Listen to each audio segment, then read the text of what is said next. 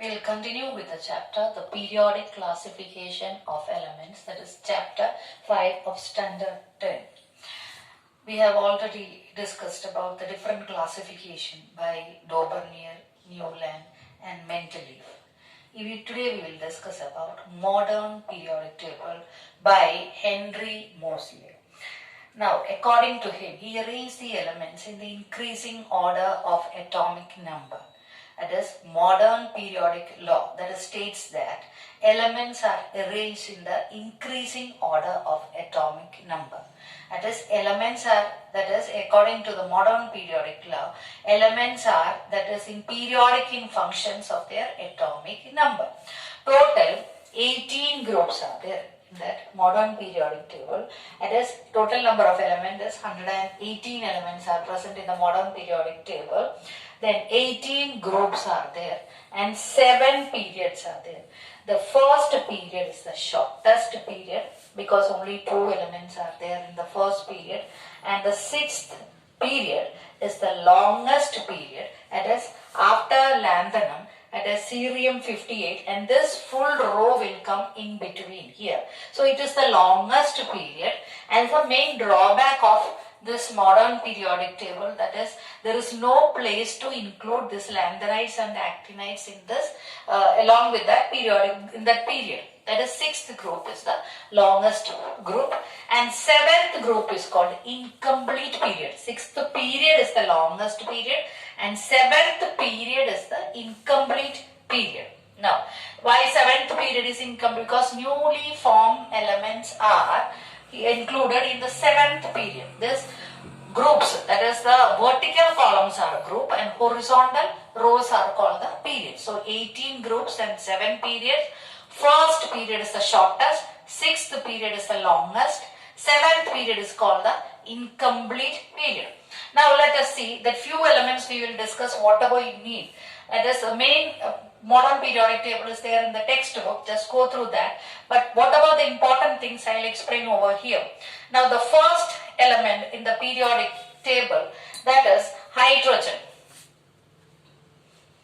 Hydrogen, then lithium, sodium, potassium, rubidium, cesium, then francium. So these are the elements which is present in the first group of the periodic table. Now hydrogen. Hydrogen is the only gas in this group. The rest all are metals. Now this is another drawback of this periodic table. It's another drawback of this periodic table, that is hydrogen has no particular position in the periodic table and it is kept along with alkali metal. This first group elements are called alkali metals. Now why it is called an alkali metals? Because when it is dissolved in water it forms alkali. So it is called the alkali metals. Now the second group elements. Now second group elements, it is beryllium, magnesium, calcium, strontium, barium, radium. So these are the elements which is present in the second group. Here the francium is radioactive element, radium is a radioactive element.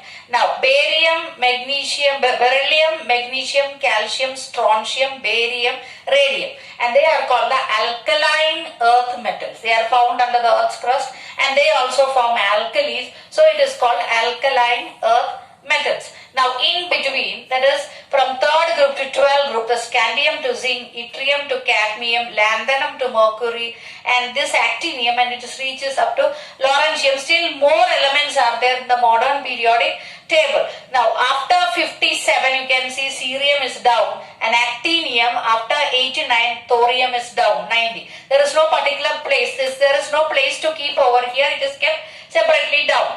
Now these elements are called the transition elements that we will discuss afterwards. Now coming to 13th group. After this comes the 13th group element. Now 13th group element, here you can see the first element which is boron, then comes aluminium, gallium, indium, and thallium. So these are the elements which is present in the 13th group. Boron, aluminium, gallium, indium, thallium. Boron is the first member, so it is called the boron family. Now comes the 14th group element, that the first member is carbon, silicon, germanium, tin and lead. These are the elements which is present in the 14th group, and it's called carbon family. That is, carbon is the first element, so it is called carbon family. Carbon, silicon, germanium, tin and lead. Now, we'll discuss about the 15th group. 15th group, that is nitrogen, phosphorus, arsenic, antimony and bismuth. So these are the elements. It is called nitrogen family because nitrogen is the first member. So it's called nitrogen, phosphorus, arsenic, antimony and bismuth. Now 16th group starts with, it's an oxygen family. Oxygen is the first member. Oxygen, sulfur, selenium, tellurium and polonium. Polonium is also a radioactive metal element, radioactive element. So oxygen, sulfur, selenium, tellurium and polonium. So these are the oxygen family groups. Now comes the 17th group. 17th group, that is fluorine, chlorine, bromine, iodine and acetylene. Acetylene is also a radioactive element. Now this is called halogens. Fluorine, chlorine, bromine, iodine and acetylene. These 17th group elements are called this halogens. They react with hydrogen to form corresponding acids. Now we come back to this 18th group. 18th group, helium, neon, argon, krypton, xenon and radon. So radon is also radioactive. So helium, neon, argon, krypton, xenon and radon. Now 18th group elements, lot of names are there. Noble gases, inert gases. They are called inert gases because they don't react with any other element. So it is inert. So it is rare gas. It's found rare in nature. So it is called rare gases, noble gases, inert gases, zero group element. It is considered as a zero group element also. It's 18th group elements. So these are the elements which is present in the group. Now the first, we will once again listen to the first group element itself. It is hydrogen, lithium, sodium. Now sodium, another name of sodium is natrium. That is why Na. Potassium, another name is kalium. That is why it is written K. Rubidium, cesium and francium. Now comes the beryllium, magnesium, calcium, strontium, barium and radium. Then comes boron, aluminium, gallium, indium, thallium, carbon, silicon, that is 14th group, carbon, silicon, germanium, stannous. Sn stands for the stannous, that is tin and lead. Lead is plumbous, that is why this symbol is Pb. Nitrogen, phosphorus, arsenic and this is stibine, that is antimony. It is another name is stibine and bismuth. Oxygen, sulfur, selenium, tellurium and polonium. And halogens comes fluorine, chlorine, bromine, iodine and acetylene. And the last group, 18th group, helium, neon, argon, krypton, xenon and radon. Now you can see some elements which is kept here, that is boron, silicon, germanium. Boron, silicon, germanium and here you can see this arsenic.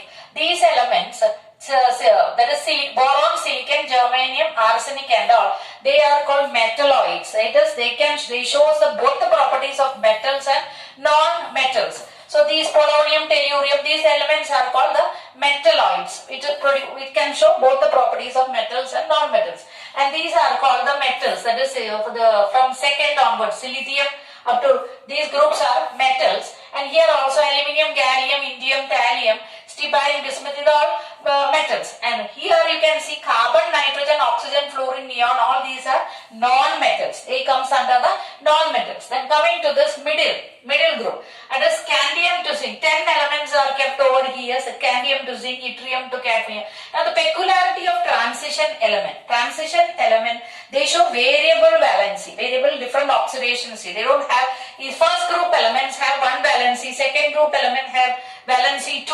13th group, they have 3 valency. Like that it goes. But for the transition element, they show variable valence. They don't have fixed valency. The transition element, that is manganese, it shows from +2 to +7 valency. So that is the peculiarity of transition element. Then their compounds are colored compounds. They show colored compound.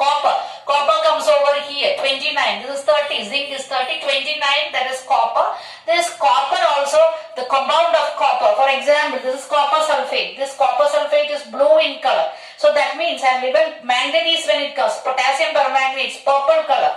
Then chromium, yellow color. And like that, different colored compounds are formed by this transition elements and shows the variable valency.